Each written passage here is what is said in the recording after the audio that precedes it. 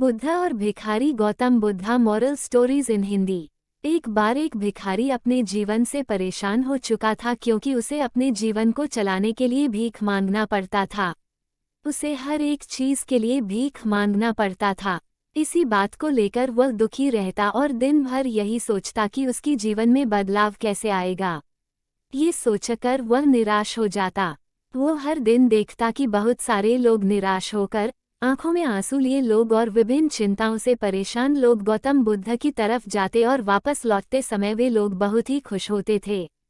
वह भिखारी यह नहीं समझ पा रहा था कि गौतम बुद्ध उनके साथ ऐसा क्या करते थे कि वे बेहद खुश हो जाते थे। वापस लौटते हुए लोगों के हाथों में ना तो ढेर सारे पैसे होते थे ना ही सोने चांदी, तो फिर ऐसा क्या होता था कि लोग बुद्ध के पास से लौटते वक्त इतना खुश होते थे। ये सब सोचकर वह भिखारी भी निर्णय लिया कि वह भी महात्मा बुद्ध के पास जाएगा और देखेगा कि ऐसा वहाँ क्या हो रहा है कि दुखी लोग उनके पास जाकर खुश हो जाते हैं। वह बुद्ध से मिलने के लिए उनके पास चल पड़ा। जहाँ बुद्ध मौजूद थे वहाँ बहुत लंबी कतार लगी हुई थी, तो वह भिखारी भी कतार में लग गया। कतार में लगकर वह अपनी बारी का इंतजार करने लगा।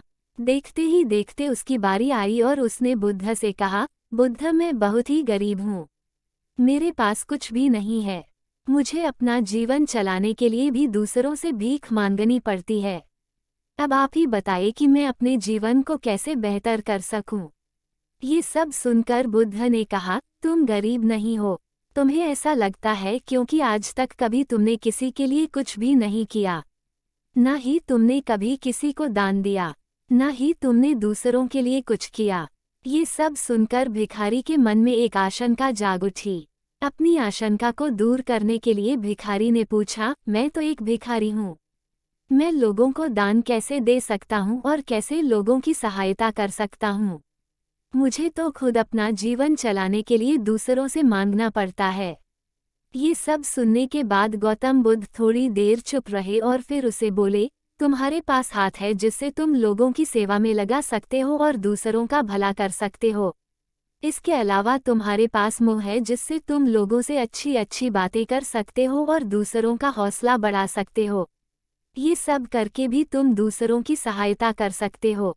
जरूरी नहीं कि दान सिर्फ पैसों से किया जाए। हम चाहे तो हम शिक्षा का भी दान कर सकते हैं, चाहे तो अन्न का भी दान कर सकते हैं। ऊपर वाले ने अगर किसी को पूर्णतः अच्छा शरीर दिया है तो वह गरीब नहीं है, वह बस दिमाग से गरीब है।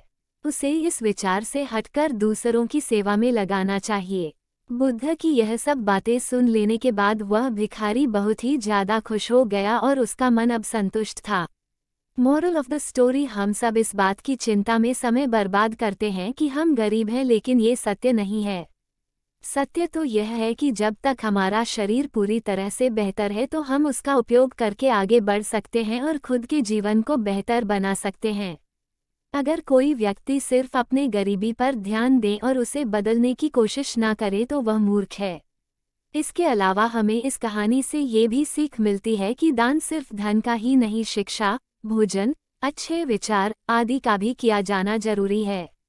अगर आपके पास धन नहीं है तो आप शिक्षा का दान कर सकते हैं या फिर आप दूसरों के लिए अच्छे विचारों का भी दान कर सकते हैं।